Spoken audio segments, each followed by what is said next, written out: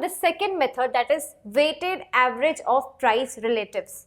अब इसके पहले जो हमने देखी weighted aggregative method, उसमें हमने 3 टाइप के देखे, लास्पियर्स, पास्चेज एंड फिशर्स. अब वहाँ पे हम लोग P0, Q0, P1, Q1 सब कुछ यूज़ कर रहे थे. तो अब ये हमारे लिए रिलेटिवली ईजी हो जाएगी. सबसे पहले इसका फॉर्मूला देख लेते हैं.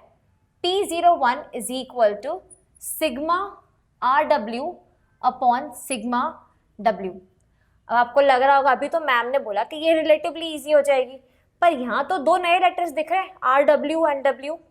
अब ये देखो हमने ये चीज़ पढ़ी हुई है ऑलरेडी. अब देखो जो R है वो R जो आपका है वो है प्राइस रिलेटिव, और प्राइस रिलेटिव की फॉर्मूला क्या होती है? P1 upon P0 into 100. तो जो R है वो आप इस तरीके से कैलकुलेट करोगे. और जो नेक्स्ट है वो है अपना W. W है अपना value weight. W is your value weight. That means अब यहाँ पे आप क्या करोगे, आपकी कमोडिटी की वैल्यू और वेट दोनों को मल्टीप्लाई कर लोगे, that is P0 and Q0. ये तो हम पहले भी कर चुके हैं, है ना. तो यहाँ पे P0 Q0 को W बोला गया है और P1 अपॉन P0 इंटू 100 को R बोला गया, दैट इज प्राइस रिलेटिव. तो ये दोनों चीज़ें हमें कैलकुलेट करना आती है. Now that is move on to the numerical. Numerical में हमारे पास में कमोडिटीज दे दी गई हैं. Let us first copy the commodities. अब कमोडिटी क्या है आपकी? A, B, C, D, E and F. ये हो गया आपकी कमोडिटी. हमें क्या चाहिए? हमें दिया हुआ है यहाँ पे quantity which is Q0. Q0 note down कर लो.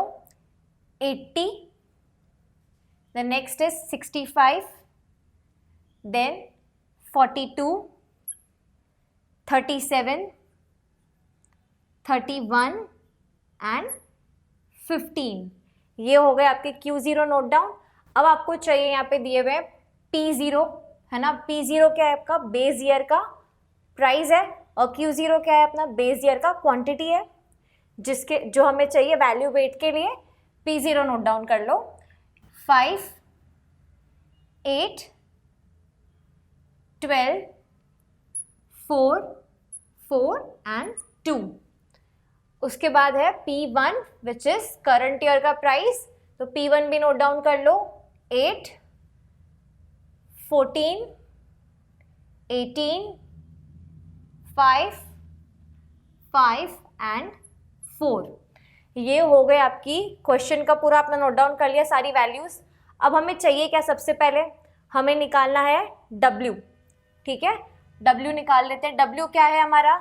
P0 into Q0 which is this. P0 into Q0. चलो 5 into 80 will give you 400. 8 into 65 will give you 520. 12 into 42 will give you 504. 4 into 37 will give you 148.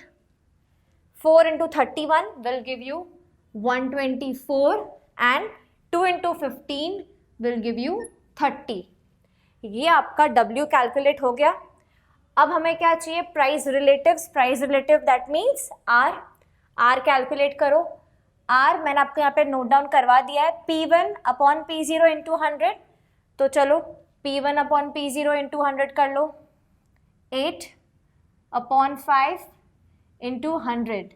Your answer will be 160. Then 14 upon 8 into 100. Your answer is 175. 18 upon 12 into 100. Your answer is 150. Then 5 upon 4 into 100. Your answer is 125. Next again 5 upon 4 into 100. Your answer is 125. And the last one is 4 upon 2 into 100. Your answer is 200.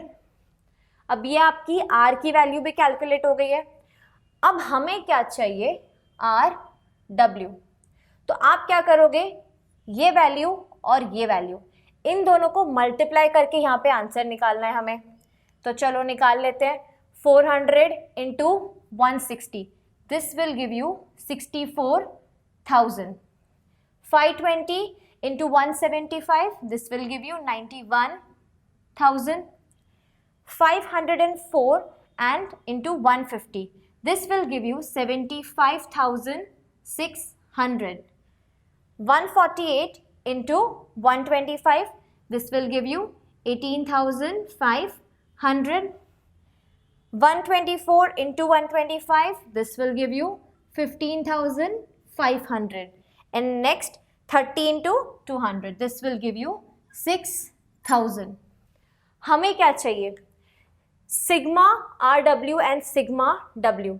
अब देखो आपका sigma W जो है वो हो जाएगा 1726। तो आपके पास एक वैल्यू आ गई है आपकी फॉर्मूला की। नेक्स्ट आपको क्या चाहिए, सिग्मा आर डब्ल्यू चाहिए। Sigma R W is equal to 2,70,600। ये आपके पास दूसरी वैल्यू भी आ गई। Let's put the values into the formula. Formula क्या है, sigma R W upon sigma W. Sigma R W की वैल्यू ये रही, which is 2,70,600 divided by sigma W which is 1726। तो यहाँ पे नोट डाउन करो 1726। आपका आंसर आ जाएगा 156.77 which is your current years index number. ये आपका फाइनल आंसर है, ये आपका इंडेक्स नंबर है 156.77। और आपका नेट इंक्रीज कितना हो गया है, 56.77। तो यहाँ पे हमारा वेटेड एवरेज के सम भी, वेटेड हमारे जो वेटेड इंडेक्स नंबर के सम्स थे वो भी हमने कवर कर लिए। Let's move on to the next topic.